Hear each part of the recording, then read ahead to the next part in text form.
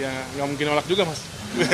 Apalagi ini kan untuk merah putih ya, untuk bangsa dan negara, dan alhamdulillah apa yang saya diberikan ini adalah jabatan Kementerian Pemuda dan Olahraga. Saya sendiri berusia 32 tahun, lahir tahun 90, jadi saya masih generasi milenial. Milenialnya bukan mentok di tengah-tengah.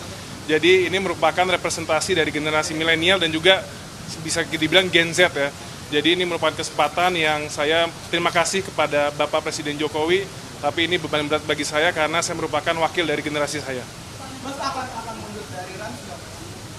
Pastilah kan otomatis sebagai Menpora saya harus menaungi semua stakeholder. Jadi untuk tidak ada konflik of interest saya pasti akan mundur. Kapan, Mas?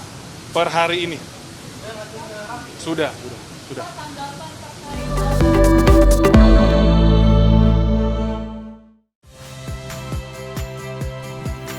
Saya Ciliria Bella. Saksikan program-program Kompas TV melalui siaran digital, pay TV, dan media streaming lainnya. Kompas TV, independen, terpercaya.